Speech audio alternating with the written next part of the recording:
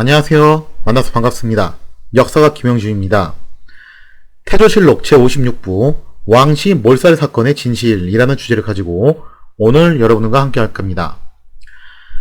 자, 1393년 2월 새 왕조는 마침내 명제국의 인정을 받아서 국호를 새롭게 조선으로 정하게 됩니다. 조선으로 정하게 됐던 것은 기자 동래설 그리고 단군조선을 계승한다는 의미 두 가지가 이게 함께 있다라고 했죠. 그리고 명에다가 이제 인증을 받을 때는 객관식으로 갔다고 그랬어요. 조선하고 화령하고 두 가지로 간 건데, 근데 사실 조선 입장에서는 당연히 일개 지역명에 해당하는 화령을 쓰고 싶어 하진 않았겠죠. 그래서 이제 명으로 하여금 웬만하면 이제 조선으로 선택해 달라고 그렇게 나름 좀 이제 물밑 작업을 했을 거예요. 그리고 또 그런 식으로 유도 작전을 통해서 명이 조선을 인증하게끔 그렇게 간 건데, 이게 좀 조선이 나름 세련된 외교 기법을 보여준 거예요. 어떻게 보면 나쁘게 보면 좀 자존심 상하는 외교지만, 민족주의적인 감정을 봤을 때 그게 아니라 정말 힘의 논리가 지배하는 국제관계의 현실로 놓고 봤을 때는 조선이 상당히 세련되고 유연한 외교 전술을 통해 가지고 자신들이 원하는 거 결국에는 쟁취를 했어요. 그리고 어떻게 보면은 약간 자존심을 굽혀가지고 우리가 원하는 것도 없고 명의 자존심도 건드리질 않고, 그리고 두 가지를 갖다 다 달성을 한 거예요. 그러니까 이거를 갖다 우리가 마냥 그렇게 자존심 상하게 생각할 문제는 또 아니라는 거죠. 아무튼 이렇게 해서 조선이란 국호가 정해지자 자신감이 생긴 태조는 공양왕의 동생 왕후하고 같이 격구를 하면서 뭐 이런 말도 해요. 공양왕은 사람이 좀 혼미해가지고 내가 폐위를 시켰지만 내가 당신은 건드리지 않겠다. 그러니까 안전을 보장할 테니까 걱정하지 마라. 그런 약속을 하는 여유를 보여주기도 합니다. 또 심지어 얼마 후에 태조는 이런 발언까지 해요. 내 영토 안에 있는 사람들은 모두 나의 아들인데, 내 아들, 딸들인데 왕씨들 또한 내가 품어야 될 백성 아니냐. 그러니까 왕씨들은 걱정하지 마라. 내가 건드리지 않겠다. 그런 발언까지 한다라는 거죠. 즉 태조의 자신감을 보여주는 대목이라고 할 수 있겠어요. 그러나 태조의 이런 여유 있는 모습과 달리 조선의 개국 세력들은 가슴속 깊숙한 곳에 도사리고 있는 불안감을 의식을 안 할 수가 없어요. 이게 왜냐면 역성혁명이란 게 왕조의 성씨를 바꾼다는 거고요. 개국 세력에 있어서는 혁명이지만 구세력에 있어서는 이건 엄연한 찬탈이잖아요. 어느 날 갑자기 누군가가 들고 일어나서 다시 왕씨 복위를 도모할 가능성이 없다고 어떻게 보장하냐 이거죠. 물론 그래서 이제 구세력들을 좀 정리를 했어요. 하지만 왕씨들은 그대로 남아있어요. 아직 여긴 아직 안 건드렸잖아요. 그죠? 그래서 그런 위협의 가능성은 여전히 존재했다는 거예요. 그러한 이유로 역시 또 정도전이 나옵니다. 하여튼 정도전이 더러운 거 다 손에 묻혀가면서 이제 태조를 위해서 일을 하는 사람 중 하나였는데, 그러한 이유로 정도전이 총대를 메고서 새 왕조가 개창되자마자 구세력에 대한 정리에 나서게 되고, 이것만으로는 부족했다고 생각했는지 이제 또 어떤 생각을 하게 되냐면은 왕씨들도 좀 이제 정리를 해야 되지 않을까, 그런 생각을 이제 슬슬 하게 된다는 거죠. 물론 이제 왕씨들 대부분은요 새 왕조의 눈치를 보면서 목숨을 건사하기 위해서 납작 엎드리고 있는 상황이었어요. 하지만 어쩌겠어요. 설사 그들이 이렇게 복주부동하더라도 정도전을 비롯한 개국 주역들은 이 왕씨들을 도끼 눈을 뜨고서 쳐다보는 그런 실정이었다는 거죠. 1394년 1월 왕씨들이 하루하루 불안한 나날들을 보내고 있던 어느 날, 결국에는 묵시록급의 핵폭탄이 하나 터지고 맙니다. 사건의 발단이 된 인물은 문화부 참천 박이라는 사람이었는데 한 번쯤 들어오셨을 거예요. 교과서에서 나온 인물인데, 이 박이는 고려 말의 무장으로 위화도 회군 당시에 태조에 동의를 했던 사람이에요. 그 다음에 또 이제 스시마섬을 정벌하기 위해서, 이것 때문에 이제 교과서에만 나오죠. 스시마섬 정벌을 했던 인물이었고 나름 인지도가 있는 무장이에요.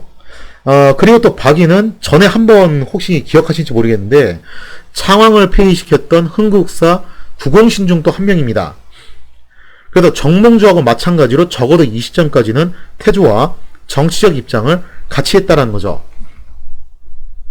그러나 공양왕이 즉위한 이후에 박이는 정몽주와 함께 혁명파에 맞서면서 태조와 적대관계가 되고 맙니다. 이런 점에서 정몽주하고 좀 유사한 형태의 인물이었죠. 즉 위화도 회군과 창왕 폐위까지는 동의했지만 역성혁명 자체는 동의하지 않았던 인물이라고 볼 수 있어요. 그런데 이제 정몽주가 정말 비극적인 숙청을 당했던 거에 비해서 박이에게는 비교적 관대한 처분이 내려져요. 그러니까 박이는 아마 좀 이제 반대파이긴 했지만 또 그렇게 또 정몽주처럼 적극적인 반대파까지는 아니었던 모양이에요. 그래서 이제 새 왕조가 들어선 뒤에 박이는 숙청되지 않고 나름 이제 포섭의 대상으로 선택이 됩니다. 다만 막판에 어쨌든 반혁명파 세력에 속했던 전력이 있기 때문에 그다지 중용되지는 못했던 상황이었죠. 그런데 이 박이가 은밀하게 움직이게 되면서 사건이 시작되었다는 겁니다. 박이는 자신과 친분이 있었던 동래현령 김가행과 염장관 박중지를 은밀히 불러가지고 이런 얘기를 해요. 밀양 땅에 가면은 아주 유명한 맹인 점장이가 한 명인데 이흥무라는 점장이가 있다는 거예요. 이 친구가 그렇게 용한데 이 친구한테 가가지고 점 좀 하나 보라는 겁니다. 그래서 어떤 걸 볼 것이냐 했을 때 박이는 이걸 보라고 하는 거예요. 이흥무에게 뭘 물어보냐면은 지금 금상인 태조와 공양왕 중에서 누가 더 운세가 더 좋은지 그거하고 왕씨들 가운데서는 누가 운세가 가장 좋은지를 알아보라고 한 거예요. 즉 점괘를 봐가지고 어느 쪽 운세가 더 유리한지를 본 다음에 운세가 유리한 인물에게 줄을 서겠다는 아주 전형적인 기회주의적 행보였다는 거죠. 박이의 지시를 받은 김가행과 박중질은 은밀하게 밀양을 방문해서 맹인 점쟁이인 이흥무를 만납니다. 그리고 박이가 지시한 대로 점을 쳐보니까 이흥무가 뭐라고 얘기를 하냐면은 왕씨들 중에서는 왕화가 가장 신수가 좋고 그 다음으로는 그의 아우였던 왕거가 운수가 좋다는 거예요. 그리고 이 점괘를 알아온 김가행과 박중질은 박이에게 이걸 알렸고 한동안 이 일은 그들만 아는 비밀로 묻혀지게 됐다는 거죠. 자, 이상의 내용을 사료를 통해서 살펴보면 이렇습니다. 처음에 동래현령 김가행과 염장관 박중질 등이 국가의 안위와 왕씨의 명운으로서 밀성의 장님, 여기서 밀성이 밀양이에요. 이 흥무에게 점을 쳤는데 말하기를, 여기서 말하기로는 이제 김가행과 염장관 박중질이 가서 이제 말한 거죠. 고려 왕족 공양왕의 명운이 우리 주상 전하보다 누가 낫겠는가? 또 왕씨 가운데서 누가 명운이 귀한 사람인가 하므로 남평군 왕화의 명운이 귀하다 하고 이흥무의 답변이죠. 그 아우 영평군 왕거가 그 다음이 된다 하였다. 그래서 이런 점괘를 받아와요. 그리고 박이가 이제 이 말을 듣고서 일단 이 사실을 비밀이 붙이고서 당분간 이게 묻혀 지나갔다는 거죠.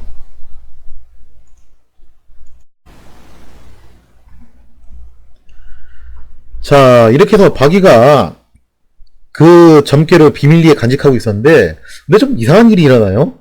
어쩐 일인지 얼마 안 가서 이 사건이 발각이 돼요. 도대체 어떻게 발각이 됐는지, 누가 빌고를 했는지 어쩐지 하여튼 간에 이게 발각이 돼가지고 박이를 비롯한 관련자들이 모두 체포되고 맙니다. 그냥 일망타진당해요.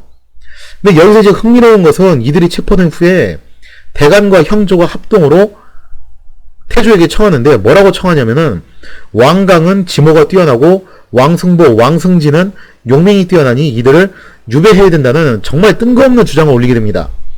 그러니까 그 점괘 내용에서는 뭐라고 얘기가 나왔냐면은 왕화하고 왕거가 이제 운수가 좋다고 나와 있잖아요.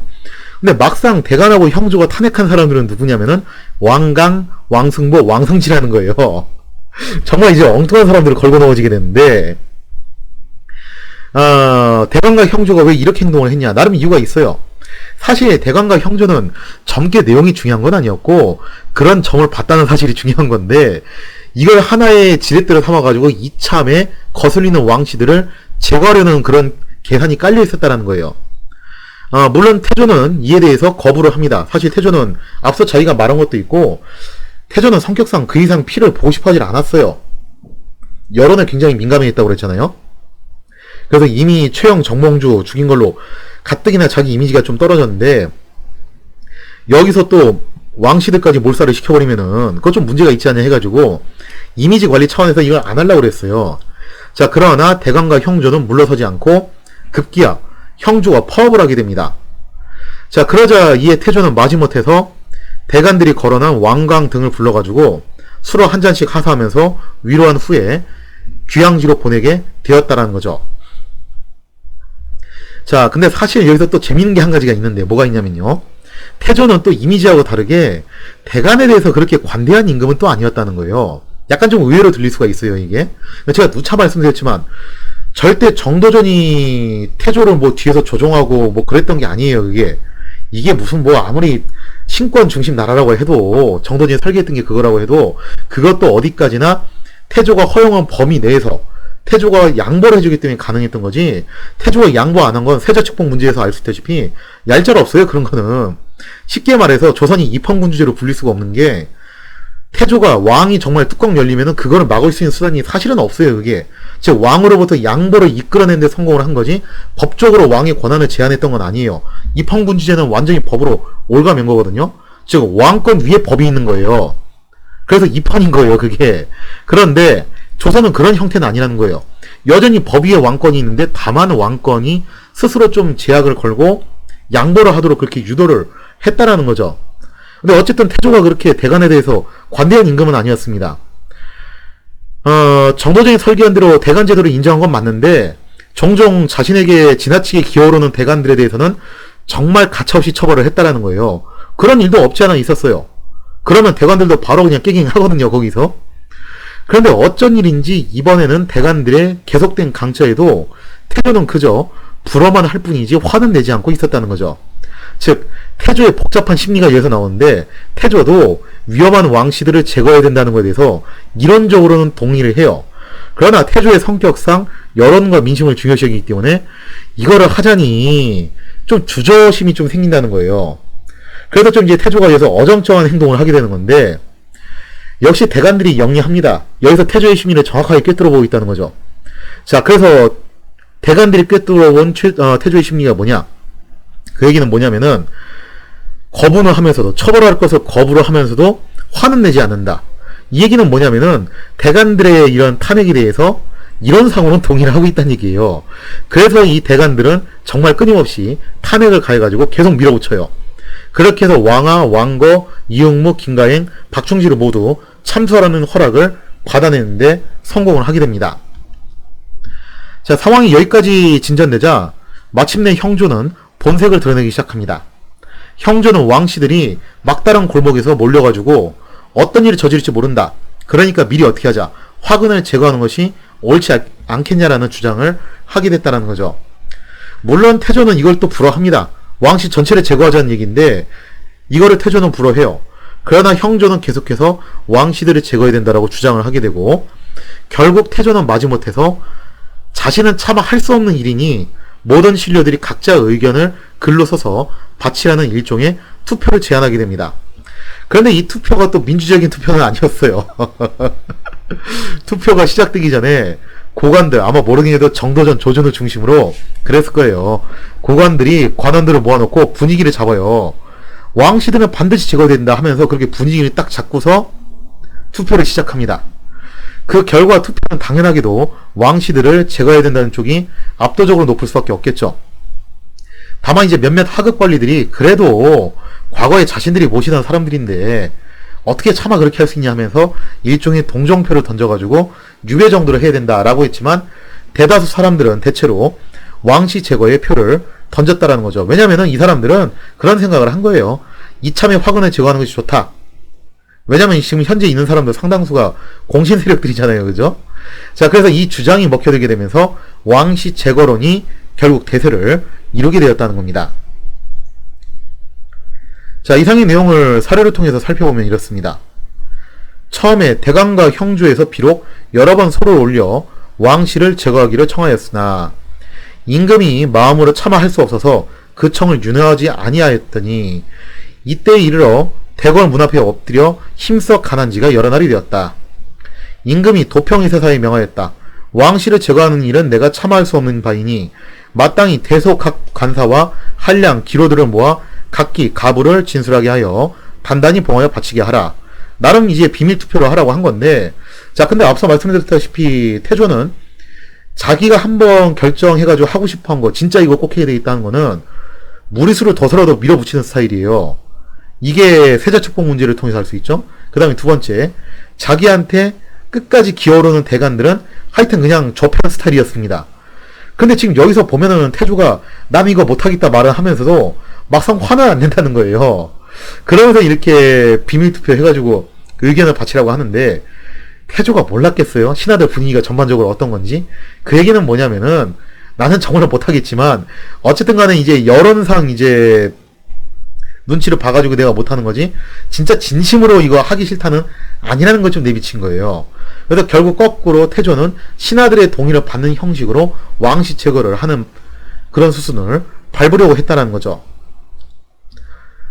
도평이사사에서 모든 관사와 기로들을 수창궁에 모아서 알리기를, 전조의 왕씨는 1000명을 이미 가버리고 인심이 떠나서 스스로 하늘이 하는 주벌을 초래하였는데, 전하께서는 호생지덕으로서 생명을 보존해 주었으니 은덕이 지극히 온중하온데도 왕씨들은 도리어 의심을 내어 몰래 반역을 도모하였으니 법에 용납될 수가 없다.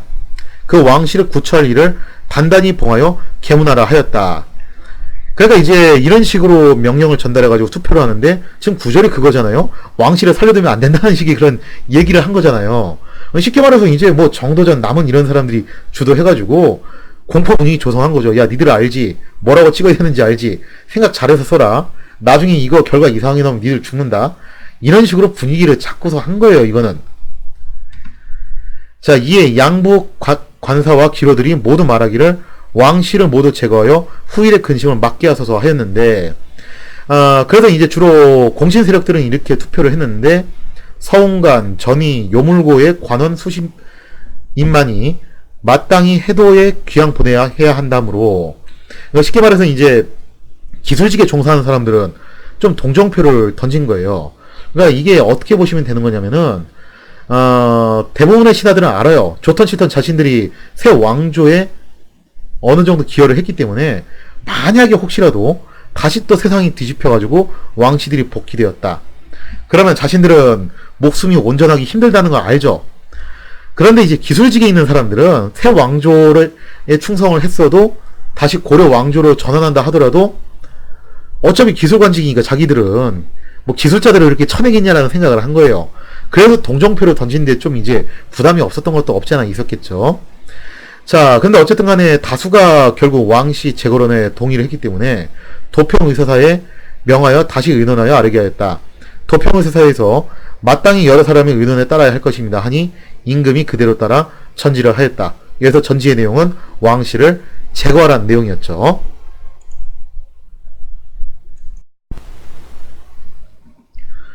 자, 결국 투표의 결과가 왕씨 제거로 기울자 태조도 더 이상 이를 거부하지는 못합니다. 사실 뭐 진심으로 이걸 또 반대했던 것도 아니었던 것 같아요. 어떻게 보면은. 자, 태조는 마침내 왕씨들을 제거하라는 명령을 내렸고, 왕씨들은 정말 이렇다 할 정도 못해본 채 속수무책으로 몰살을 당하고 말았죠.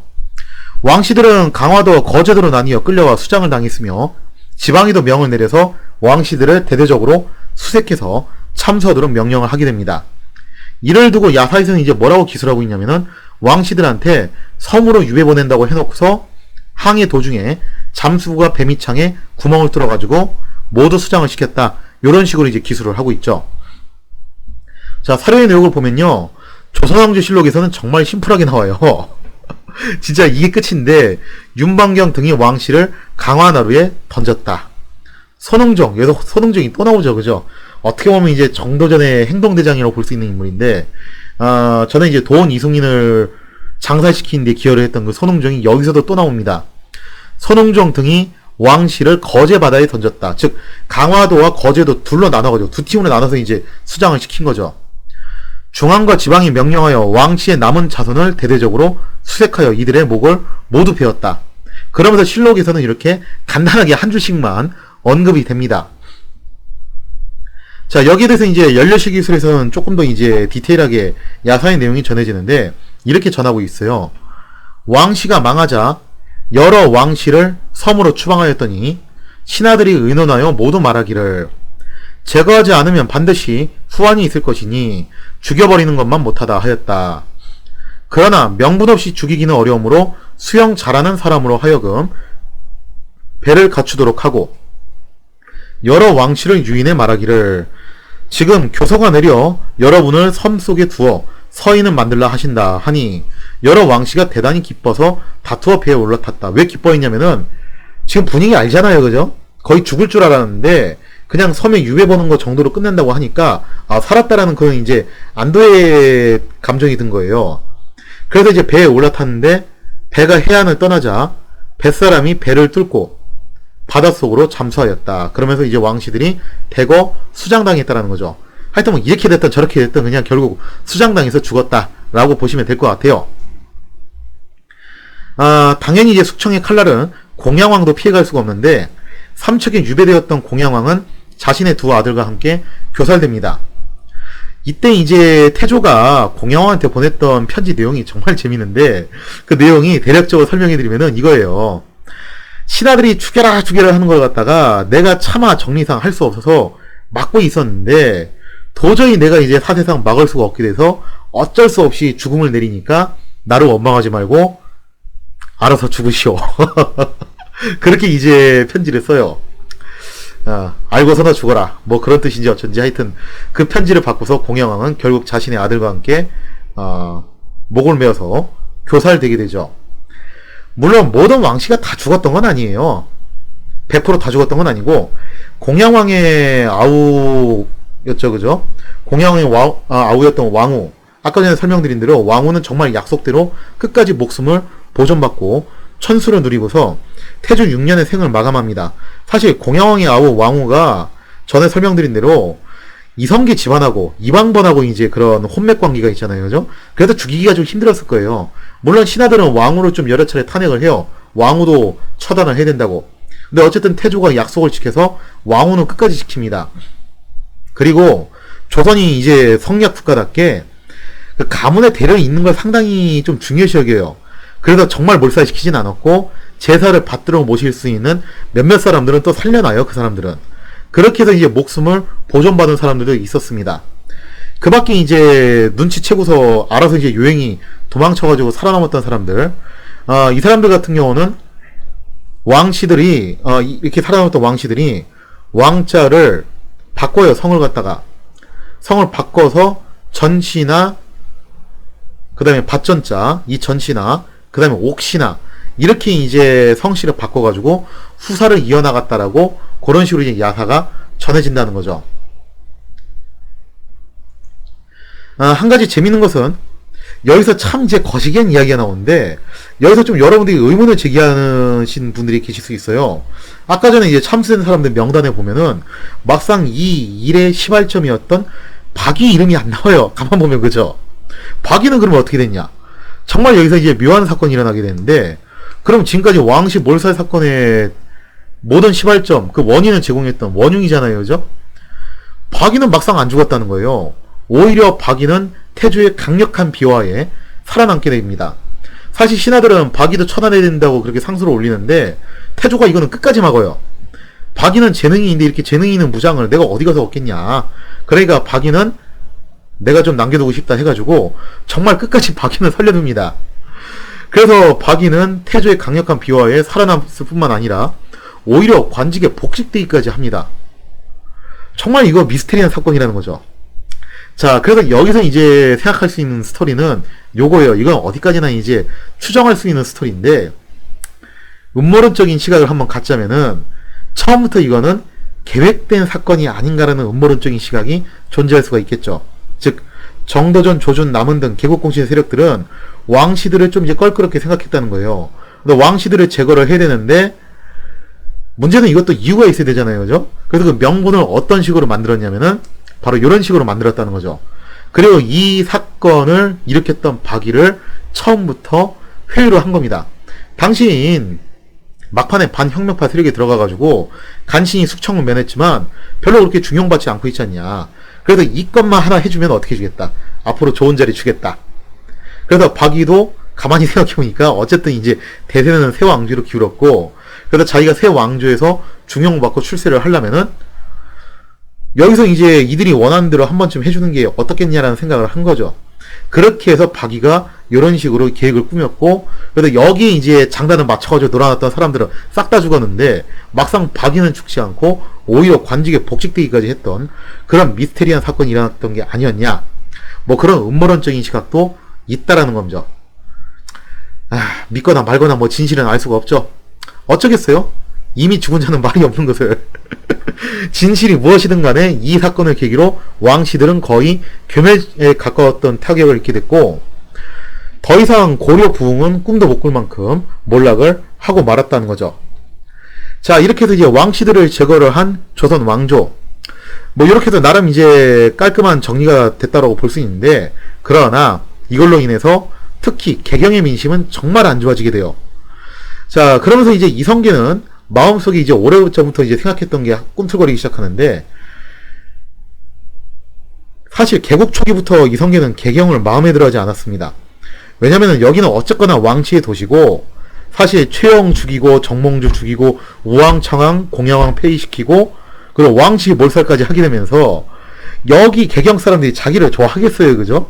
자기는 가시방석에 앉는 기분이라는 거예요. 그러면서 이제 이성계는 본격적으로 어떤 생각을 하냐면은 세술은 세습 부대에 담으라고 하지 않았냐. 그러니까 왕조 이름도 바꿨으니까 이제 뭐도 해야 된다. 수도도 바꿔야 된다 해가지고 천도를 계획하게 되었다는 거죠. 자, 그래서 다음 시간에는 조선 왕조가 천도를 논의하는 내용인데, 과연 새로운 왕조의 수도 후보지는 어디가 될 것인가? 거기에 대한 이야기를 다음 시간에 이어서 계속하도록 하겠습니다.